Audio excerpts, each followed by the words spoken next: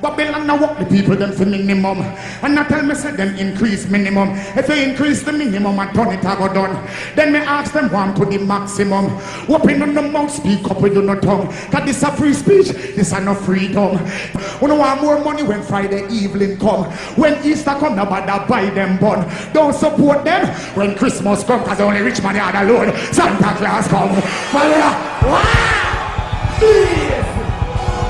It has been called the Day of Days. It is a time of magic, pageantry, warmth, generosity and love.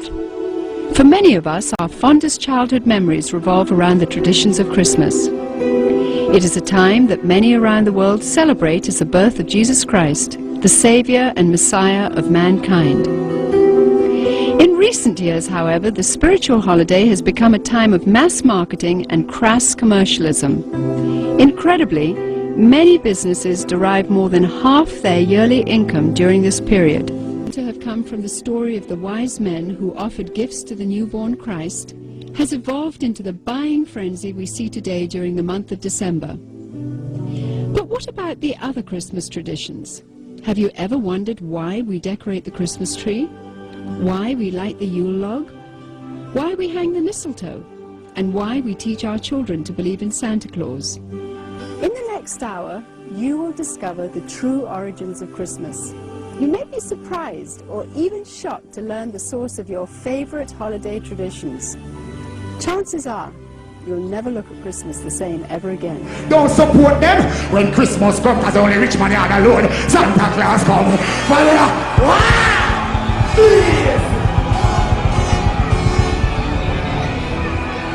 Alright. Where's the from top again? From top again. Say from top. From top.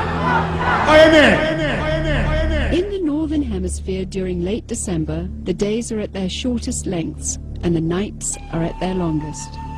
For those of the pagan world, this has always been the greatest time of the year to celebrate and practice the works of darkness. The pagan calendar identifies this period as the winter solstice. It was during the pre-Christian midwinter pagan celebrations of Scandinavia's Norsemen where today's Christmas traditions began. As a means of honoring the pagan sex and fertility god Yule, a 12-day celebration during the month of December was inaugurated. A large single log considered to be a phallic idol was lit on fire and kept burning for 12 days. Animal or human sacrifices were offered in the fire on each of those days. Wild, delirious reveling accompanied the daily sacrifices as drunken participants defiantly strove to make contact with spirits. 1,000 miles away in pre-Christian Rome, celebrants were paying homage to their own gods during the winter solstice. Witchcraft traditions hold that a number of pagan gods were given birth during this period, including Dionysus, Attis, and Baal, chief male god of fertility and licentiousness. Another pagan god from Persia, identified as Mithra, was said to have been born specifically on December 25th. Mithra was the god of the unconquerable sun, the god of the light between heaven and earth, worshipped at that time by an influential Roman cult. His birth symbolized an end to the long nights and a return to the dominance of the sun. During the month-long winter solstice celebration, courts in Rome were closed. Any and all crimes were allowed. Homosexuality, cross-dressing, and uncontrolled debauchery reigned supreme. Rome's order was turned upside down. Even children were allowed to join in the drunken orgies as part of the Juvenalia celebration. By 270 AD, the Roman Emperor Aurelian had made it official, setting aside a 7-day period from December the 17th through the 24th, culminating in an exchange of gifts on December the 25th to celebrate the birth of the sun god. This Roman orgy to end all orgies later became known as Saturnalia, in honor of the god Saturn, the god of excess. Roman soldiers invading Britain brought with them their pagan orgiastic traditions. Upon taking root in England, Saturnalia became known as the Festival of Fools, reigned over by the Lord of Misrule. By the 4th century, the influential government-sanctioned Church of Rome unable to outlaw the growing number of pagan practices, chose instead to adopt them into their so-called official Christianity. The church believed this would attract more pagans to their fold. Up until this time, the birthday of Jesus Christ, the Jewish Messiah, had not been celebrated at all. Ignoring scriptures, however, indicating that the birth probably did not occur during the winter, the church nevertheless confused biblical history and made Jesus' birthday coincide with the pagan god Mithra. The birth date of the sun god had now become the birth date of the Son of God. It was hoped that the pagan celebrations of Saturnalia would merge into this new legally sanctioned form of Christianity. The Church's practice of changing the dates of Christian events to coincide with pagan festivals continued, and by the 7th century, Pope Gregory I had ordered Augustine of Canterbury to incorporate any and all pagan practices and customs into the expanding Roman Catholic Church.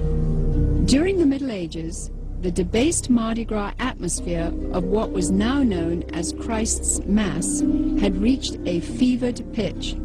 Common practices included open sex in the streets, rioting, murder, and a number of pagan druidic Halloween rituals. This blood-drenched celebration got so out of hand that by 1652, following the execution of King Charles I, Christ's Mass was finally outlawed in England. A religious reform movement began sweeping the country, led by Puritan Oliver Cromwell. The Puritans took the biblical mandate seriously, which commanded that Christianity remain pure and separate from paganism. Despite their noble efforts, the celebration simply went underground, and by 1656, after only 4 short years under the ban, the public's demand for the legalization of Christ's Mass had become insurmountable. The appointment of Charles II to the throne restored England's monarchy, and with it the celebration of Christ's Mass. The Puritans had lost England, but they held high hopes for the New World.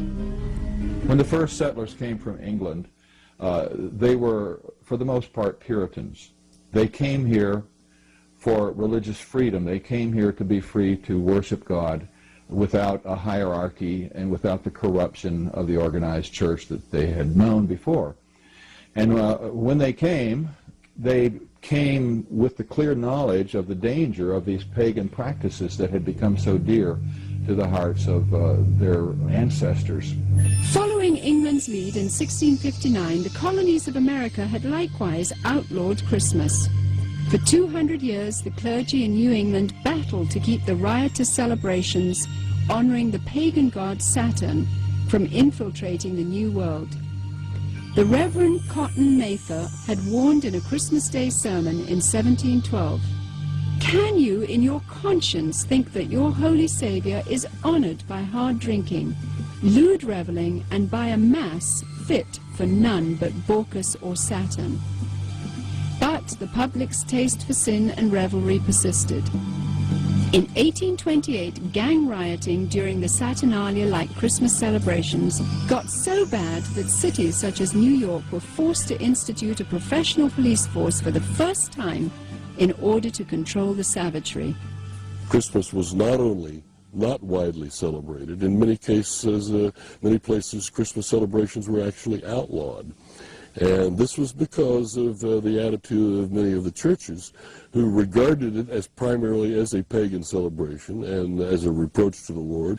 By the mid-19th century, American churches were the last remaining holdout in the war against the validation of Christmas. However, they too finally succumbed as a result of the efforts of the American Sunday School Society, who began advocating Christmas programs for children as a method of filling the pews.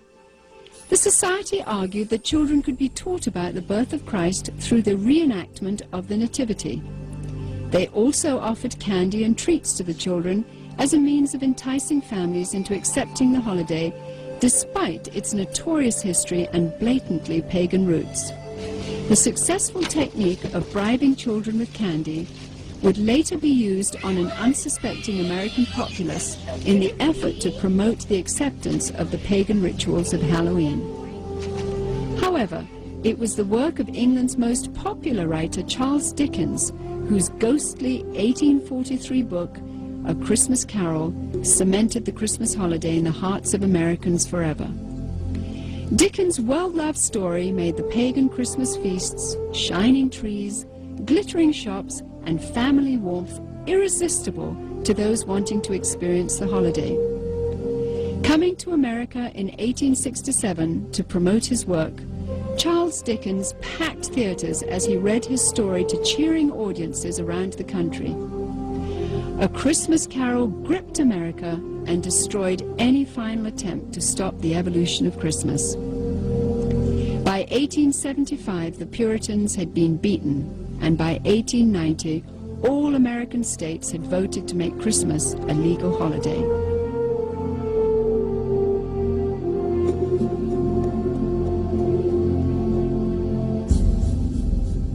Today's tradition of the Christmas Yule log stems directly from the worship of the pre-Christian Scandinavian fertility god Yule. The burning of this phallic idol is also responsible for the concept of the 12 days of Christmas, which represented the 12 daily sacrifices offered up in the Yule log's flames. Another good example of the pagan elements of Christmas is the whole concept of Yule and the Yule log. The very term is derived from a Norse god, Yule, spelled J-U-L. And every year around Christmas time, a huge log was cut down and fashioned into a fertility symbol and then burned for 12 days.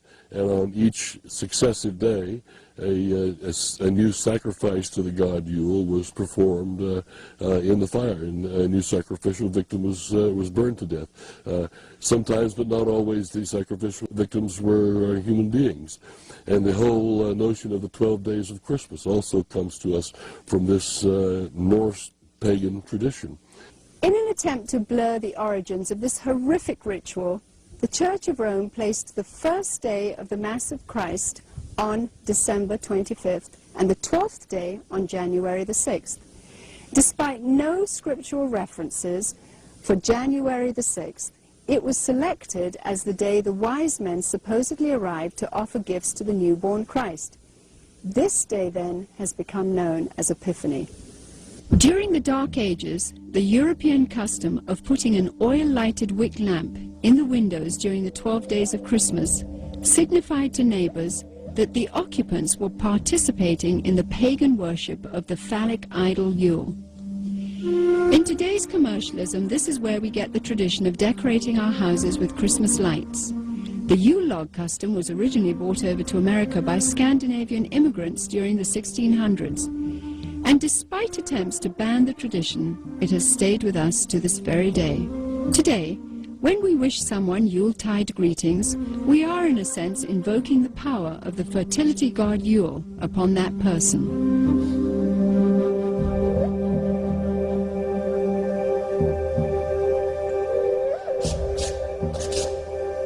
During the Saturnalia celebrations, holly and other greens were hung over doorways as part of a pagan ritual to ward off evil.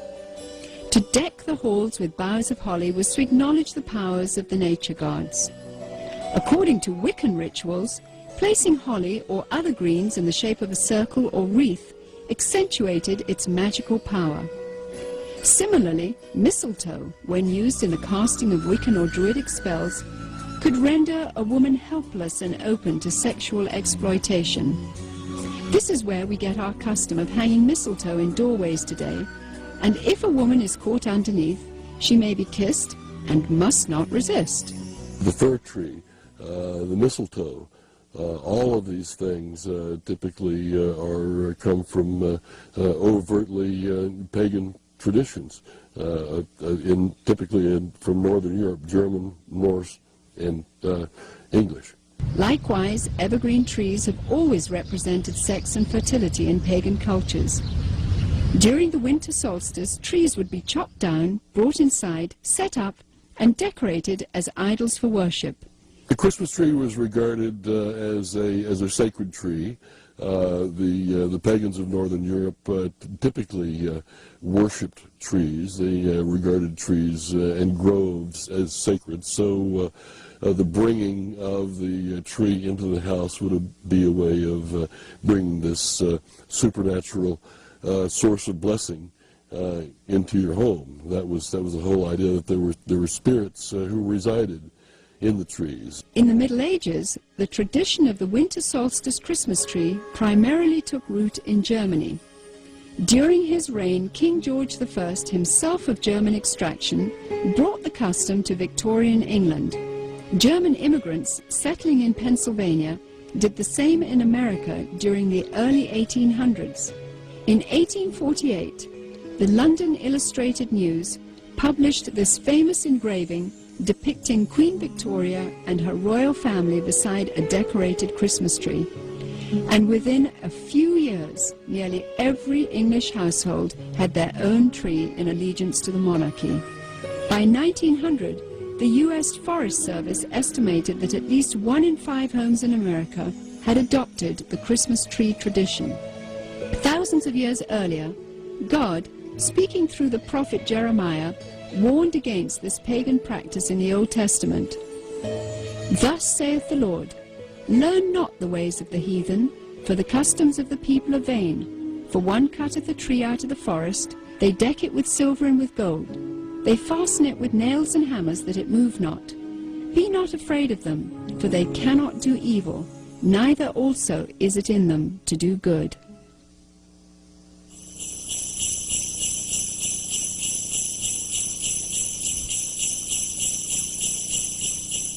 Santa Claus is another good example of a pagan element of Christmas. Santa Claus, as we know him today, is an amalgamation of several different traditions, but in most cultures throughout the world, you will find the existence of what is known as hearth gods, gods who guard the hearth and the chimney and keep the fires burning and make sure the food cooks properly and the people are warm and what have you. And at a certain time of year, in the middle of winter, typically, the hearth god dressed in red will come down the chimney to reward those who have pleased him during the course of the previous year, and to lay curses or hexes or other forms of punishment upon people who have displeased him.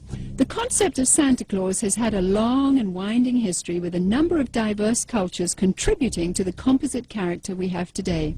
Beginning once again in Scandinavia, Santa's original incarnation was in the form of Odin, the pagan god of thunder, a tall fellow with a long flowing beard who inhabited the spirit-infested Nordic forests.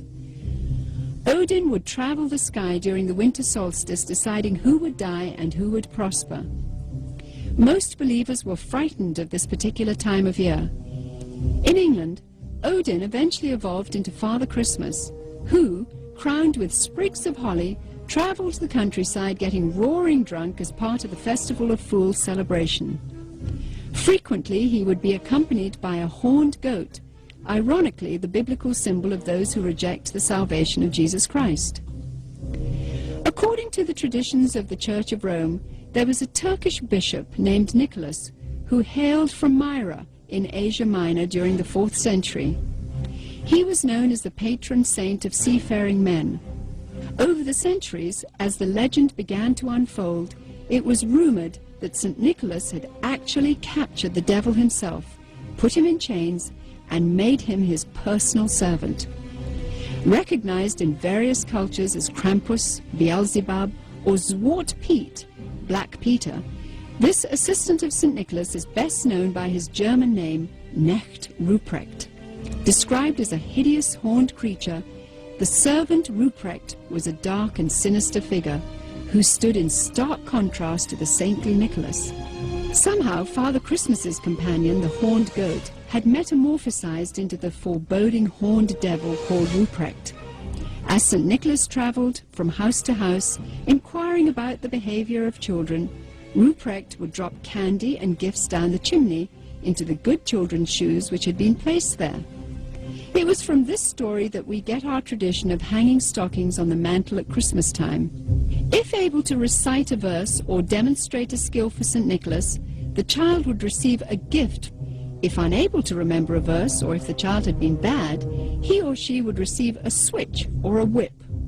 Ruprecht also carried a large sack which he would frequently use to haul away the really bad boys and girls. As more and more Christian churches began combining the pagan rituals of the winter solstice with the celebration of the birth of Christ, emphasis on St. Nicholas's role began to shift. Some cultures began to downplay the role of St. Nicholas, but surprisingly retained Ruprecht. Eventually, Knecht Ruprecht was made the companion and servant to the Christ child himself.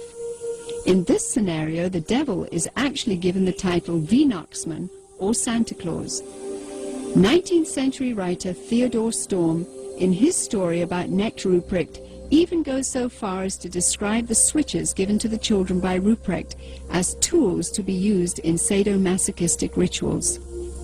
Soon, the image of Ruprecht would fade from the Christmas tradition, but not his sadistic influence. Many of the early depictions of Santa Claus portrayed him not as a jolly gift giver, but of an unfriendly disciplinarian complete with a ready switch or whip. One of the problems with the Christmas gift thing for children is that it really is a religious teaching, a wrong religious teaching, because it teaches them that if they're nice, they get the gifts. If they're naughty, they don't. Or in my case, I was taught that he would leave us a bundle of switches. Isn't that interesting? It's a salvation by my own personal virtue. But there's a second thing wrong with it, and that is that they're going to get those gifts whether they're naughty or nice, because most parents love their children and wouldn't dream of, quote, ruining their Christmas. And they're not going to ruin Christmas. They're going to give those children the gifts anyway. And sooner or later, those thinking children are going to realize, I wasn't very nice, but I got the gift anyway. So it isn't important to be nice. It isn't important to do what is right and avoid what is wrong. German immigrants coming to America during the 1620s tried to influence the New World with the stories of St. Nicholas and his gift-giving companion, Knecht Ruprecht. But somehow the idea just didn't take hold until almost 200 years later.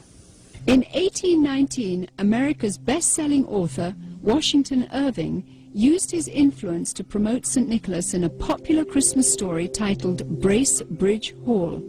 Consulting Irving's writings, Episcopalian minister Clement Clark Moore penned a decidedly secular tale called A Visit from St. Nicholas in 1822.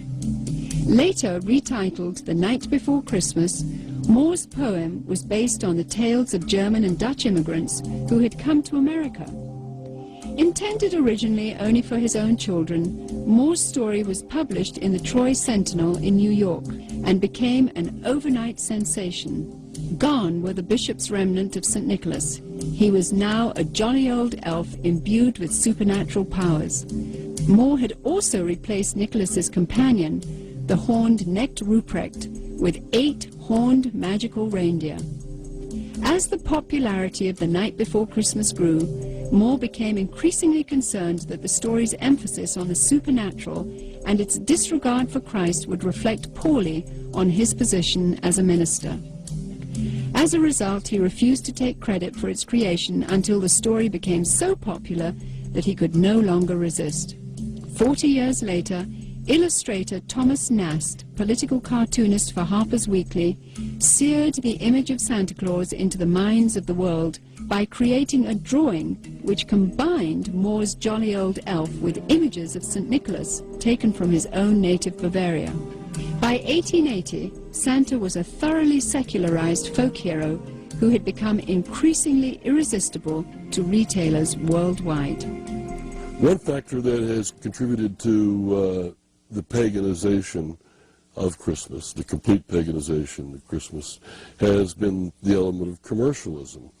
It may seem odd to think of it in that context, but remember that Christ himself identified the love of money as a spiritual force in and of itself.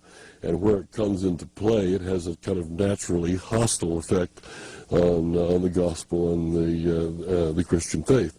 So the commercialization of Christmas has helped to highlight the pagan elements and to drive the overtly Christian elements further underground. To me, the most obscene thing about Christmas celebrations and customs as we know them is that as a result of these things, Jesus is displaced in the hearts of children by Santa Claus. The love, affection, appreciation, trust, the desire to emulate, these things that they should have in their hearts and minds as growing children for Jesus himself, to whom they owe everything. Instead, this has been stolen, this has been raped out of their hearts in a sense and displaced by the myth of Santa Claus. He takes the place of God or of Jesus Christ in the special world that is Christmas. He has supernatural knowledge of your history. He has supernatural knowledge of your present, of your attitudes. He's keeping a list. He knows who's naughty and nice. Your parents don't even know that. He's obviously got some conduit to knowledge that is beyond the human, and he flies through the air. He's capable of visiting every place on the globe in the course of a single night.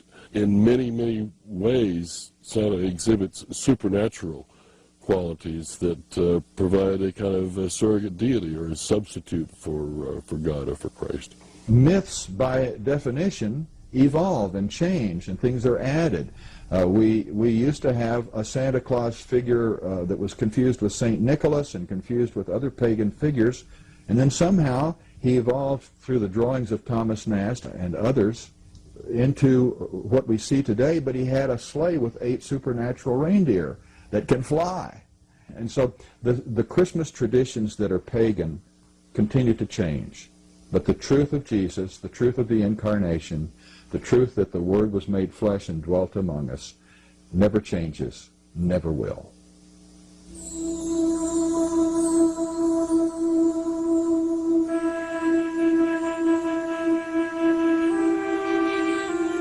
Various scriptures in the Bible, including the 2nd chapter of Luke, record the events surrounding the birth of the Messiah. A decree from Caesar Augustus had gone out, requiring all people to return to the city of their origin for taxation purposes.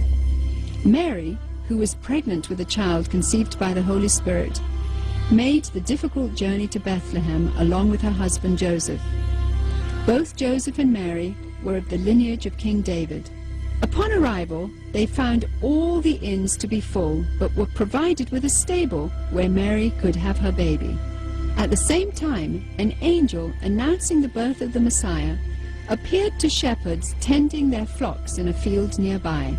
The stunned shepherds hurried to Bethlehem and found the baby Jesus lying in a manger just as the angel had declared. Although traditional nativity scenes placed 3 wise men at the stable at the time of Jesus Christ's birth, according to Scripture, these wise men visited Jesus later at his home. Because 3 gifts are named, gold, frankincense, and myrrh, tradition says 3 men gave them, but exactly how many wise men visited Jesus is not known. The birth of Jesus Christ miraculously fulfilled a number of Old Testament prophecies about the coming Messiah, including that he would be born in Bethlehem, that he would be born of a virgin, and that he would be a descendant of King David's. The concept or the idea of celebrating the birth of Jesus once a year had apparently never occurred to the Church Fathers. In the first 3 centuries of the Church's history, there was no such thing.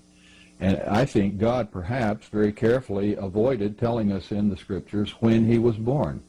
We can be sure of one thing: it wasn't in late December, and because in the first place, shepherds don't abide by their flocks in the fields by night in late December. It's too cold.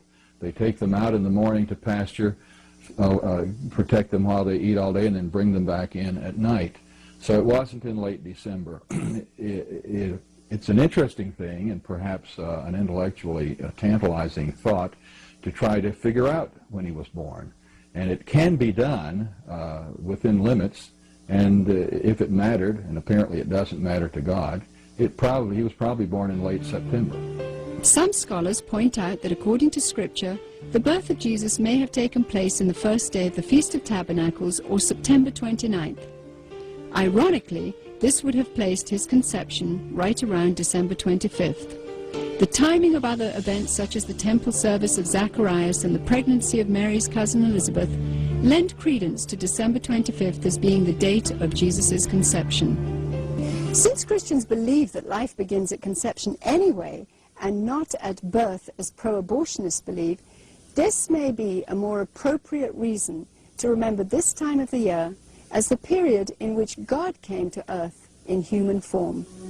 For some, Christmas today simply means a time to get together as a family. For pagans, it is a deeply religious time to celebrate the winter solstice. Retailers, of course, view it with eyes towards making huge profits. Others use this time to reflect on the birth or conception of Jesus Christ, while many parents use Christmas to perpetuate the myth of Santa Claus to their children. In order to carry on this myth of Santa Claus, we must lie to our children. We must deceive them. We literally must lie to our children. And one of the wonderful things about children is that they naturally believe everything that we tell them when they're small. They trust us to tell them the truth. And if we deceive them in this way, it has to be destructive, because at some point in their future lives, they're going to wonder if other things we told them were true. The things we told them about the Lord, were they really true? It plants the seeds of doubt. And anyway, it creates disappointment. It creates disillusionment. To my mind, the question is not so much whether to celebrate Christmas or even how to celebrate Christmas, but to be able to make any decision knowledgeably. Whether you celebrate it or you don't celebrate it, you should know why you're doing so. You should understand what the pagan roots of Christmas are, and with that knowledge, you can discount them or ignore them if you choose to do so. It is not the purpose of this film to tell you which Christmas rituals should and should not be practiced by you and your family. This is between you and the Lord. What Christians should be most concerned about, however, are the growing pagan influences infiltrating every area of our rapidly degenerating society.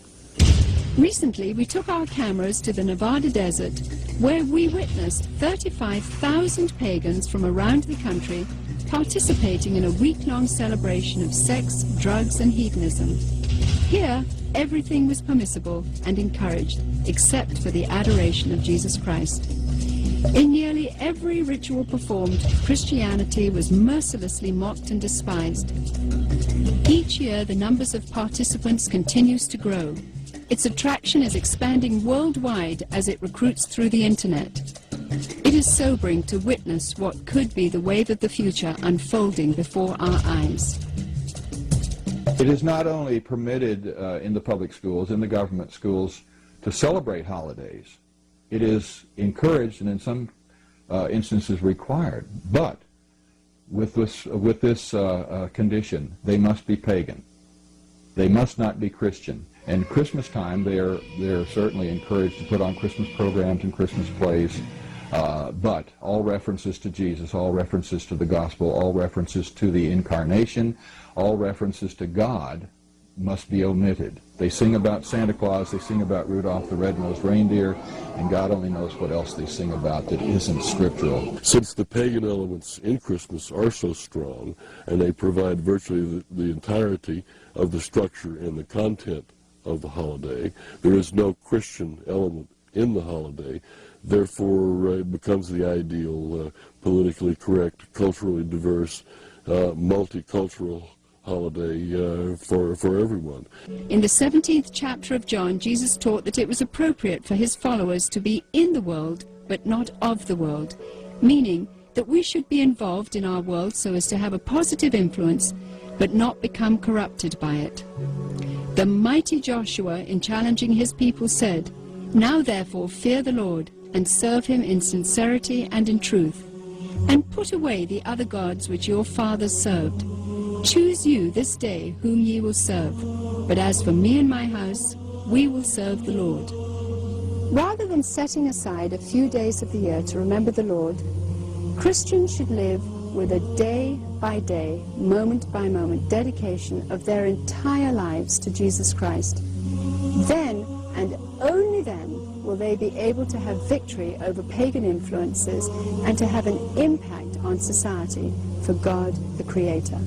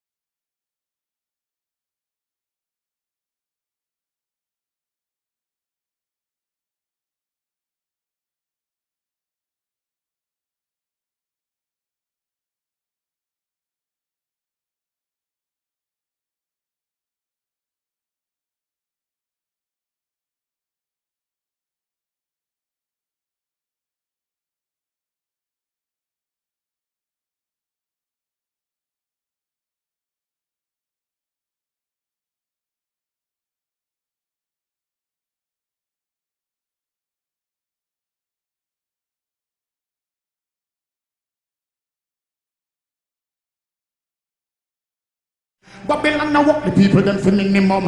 And I tell me say them increase minimum. If they increase the minimum and turn it I go done.